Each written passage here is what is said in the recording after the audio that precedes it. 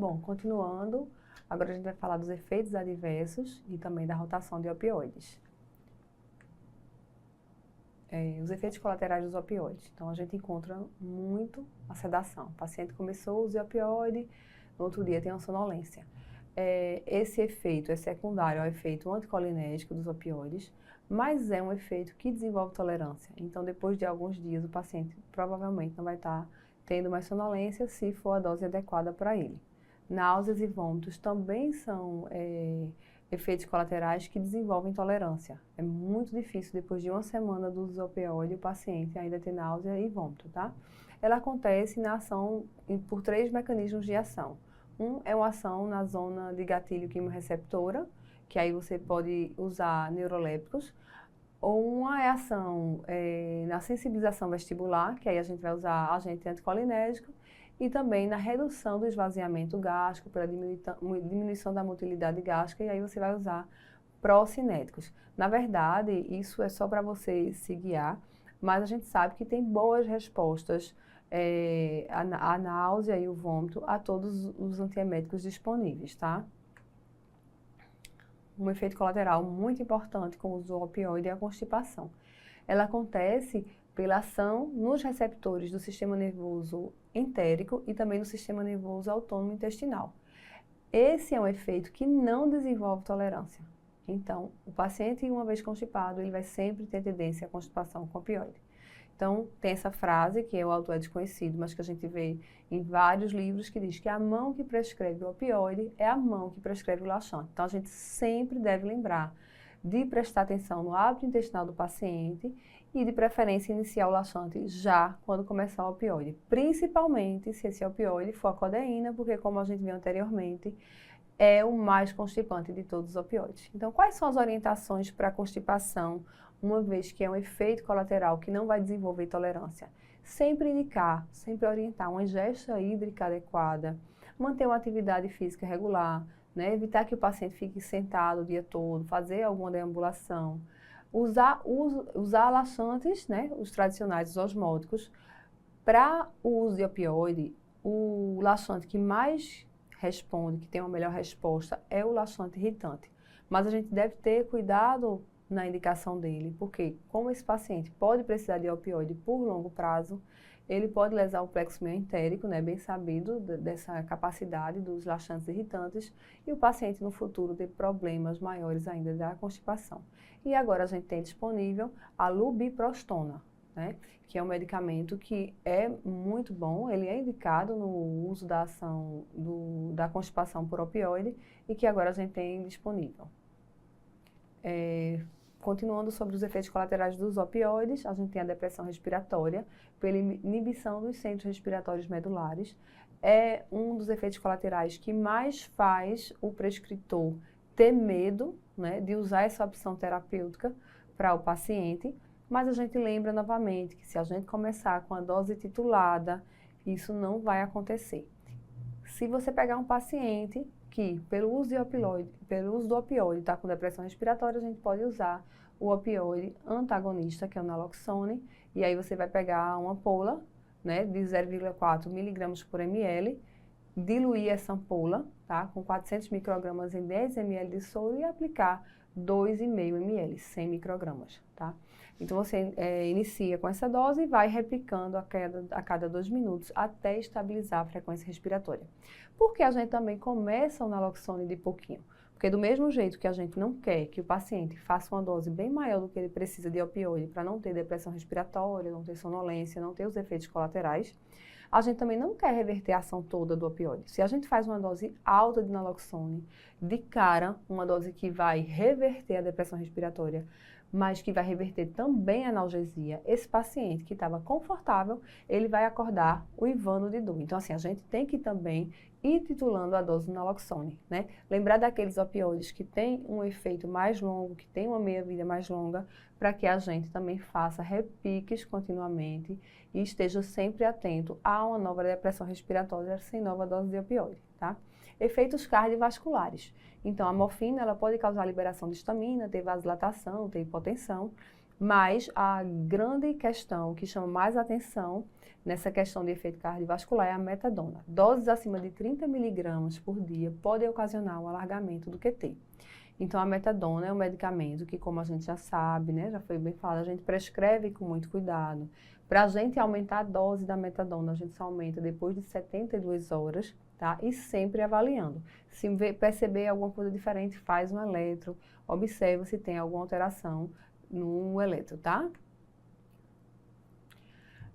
Continuando, o prurido, tá? O prurido acontece muito mais quando tem administração espinhal, mas não é raro a gente ver paciente dizer que está com prurido pelo uso de opioide, porque pode acontecer por liberação de histamina pelos mastócitos. E aí, a gente pode fazer um antihistamínico para esse paciente, se não melhorar, a gente pode pensar, ou deve pensar em trocar por um outro opioide. Disfunção urinária, ele pode dar uma redução do tônus do detrusor, diminui a sensação de plenitude vesical, então o paciente pode fazer bexigoma sem nem perceber, sem ter aquela dor, e aí ele pode ficar tendo retenção urinária, é uma coisa que a gente tem que estar de olho também quando a gente inicia essa medicação. Também pode dar alterações hormonais, então existem as endocrinopatias induzidas pelo uso de opioides, geralmente tem a ver com disfunções dos hormônios sexuais, né, com diminuição de libido, disfunção sexual, e no caso das mulheres podem resultar em osteoporose quando o uso é prolongado. São alterações que, quando a gente suspende o opioide, elas vão ter uma reversão. Hiperalgesia. Hiperalgesia é um efeito colateral interessante, né? Um efeito colateral raro, mas que a gente deve lembrar que existe. É difícil de se dar o diagnóstico, né? É o aumento da sensibilidade à dor. Então, o paciente está com dor, você aumenta a dose do opioide e o que é que acontece? O paciente aumenta a dor com o aumento da dose do opioide. Se isso acontecer, a gente tem logo que opa, tem alguma coisa errada aí, vamos ver o que é que está acontecendo, né? Então, o paciente também tem uma alodínia, então ela tem uma percepção alterada do estímulo doloroso, né? Do estímulo não doloroso, que passa a ser doloroso. E procurar também outras manifestações de neurotoxicidade, mioclonias, convulsões, delírio. Então, é um efeito colateral grave, né? O que é que a gente vai fazer de profilaxia e tratamento? Profilaxia, a gente vai fazer uma terapia multimodal. É o que a gente deve sempre fazer quando a gente trata dor. Então, se ele já tem uma dor moderada a forte, a gente pensar sempre na adjuvância, né? Em usar o analgésico opioide com o analgésico não opioide, pensar em adjuvantes da dor, né? Anti-inflamatórios, gabapentina. Se acontece de você estar aumentando o opioide e o paciente aumentando a dor, tem alguma coisa errada. Então, pensando em hiperalgesia, não existe um exame para a gente dar esse diagnóstico, é uma suspeição clínica. Você começa a reduzir a dose do opioide de 25% em 25%, tá certo?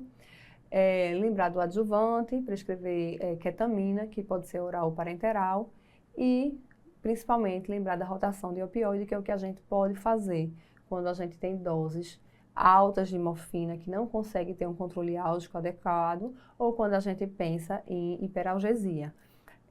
Também lembrar de checar e corrigir o magnésio, tá? E como é que a gente faz a rotação de opioide? O que é rotação de opioide? É quando a gente troca um opioide por outro de mesma equivalência analgésica. E muitas vezes quando a gente troca o opioide pelo mesmo, mas com outra forma de apresentação. Então, oral, para venoso, para subcutânea, é considerado também uma rotação de opioide, tá? A mudança do opioide leva ao melhor balanço entre analgesia e efeito adverso. Quando é que a gente vai fazer rotação de opioide? Eu vou fazer agora em vários pacientes, porque ele já faz alta dose, não. Tem a indicação. Se tem uma analgesia insuficiente, apesar do aumento da dose, você não sabe mais o que fazer, então pensar em rotação de opioide. Ou se o paciente tem uma analgesia adequada, mas tem efeitos adversos intoleráveis. Então, é um paciente que está usando morfina, mas está com prurido intenso, ele não consegue mais ficar, o antihistamínico não resolve, então a gente pensa em trocar o opioide por conta do efeito colateral, tá? Bom, agora a tabela de equivalência analgésica, que é o que vai nortear a gente pensando em fazer essa rotação de opioide, né? Então, a gente começa pela morfina. Parece bom. Pela morfina. A morfina é o que a gente vai usar para titular tudo, que vai ser um guia. Então, a gente faz 10 miligramas de morfina e aí ele equivale a 1 a 2 miligramas de metadona. Metadona, na verdade, está aqui, mas a gente usa aquela tabela que foi vista anteriormente. Né? O fentanil PET 25 microgramas, a buprenorfina 5 microgramas, então a gente vai rodar de acordo com essa escalinha. É importante a gente ter um lugar para a gente pesquisar, sempre que a gente precisar fazer o opioide, porque a gente roda o opioide pela analgesia inadequada. Então, às vezes, ele está com a codeína, está na dose máxima e a gente vai trocar pela morfina. Então, é importante a gente ver a equivalência da dose para fazer essa troca. Sempre tentar fazer a equivalência e não trocar. Eu acho que é tal dose, vou começar, não. Sempre fazer a dose equivalente para evitar que tenha efeitos adversos, tá? E aí, na rotação, quando a gente faz essa dose equivalente, a gente pode diminuir de 25% a 50% da dose. Principalmente se tiver um controle álgico adequado, mas tiver efeitos colaterais. Se for um controle álgico inadequado, você pode rodar e até manter, e ver se diminui um pouquinho ou se deixa essa dose mesmo. Mas quando for por efeitos colaterais, a gente sempre reduz, porque quando a gente roda, a gente consegue uma potência melhor da analgesia. Lembrar que para o fentanil transdérmico não há necessidade de redução de dose, tá? Lembrar que a rotação para a metadona, ela acontece pensando em dor neuropática por conta da ação da metadona nos receptores NMDA e quando altas doses de morfina são necessárias, a gente não consegue ter o controle adequado. A rotação melhora a toxicidade e melhora o controle álgico, tá? É indicado para casos específicos, que foram os que a gente viu, então a gente não vai sair mudando, fazendo rotação de opioides só por fazer. E sempre lembrar que quando a gente prescreve uma dose diária, uma dose fixa, a gente tem que deixar também uma dose de resgate. Então, prescrever dose de resgate, que normalmente é 1/10 a 1/6 do valor total. E quando o paciente faz um opioide de longa duração, a gente deixa o resgate com opioide de curta duração, porque o resgate é para fazer aquela analgesia agora, o mais rápido possível. A dose de 1/10 a 1/6, 1/6 da dose da morfina, por exemplo, é uma dose. Se ele toma 6 doses por dia, se ele toma, por exemplo, 10 miligramas de 4 em 4 horas, o resgate vai ser 10 miligramas, tá? Ou ele toma a metadona e você calcula e equivale a 100 miligramas de morfina, então o resgate vai ser 1/10 a 1/6 da dose de morfina. Então vai ser 10, 15 miligramas de morfina para o resgate da metadona. Então sempre você fazer de 1/6 a 1/10 e lembrar de fazer com opioide que tem ação rápida.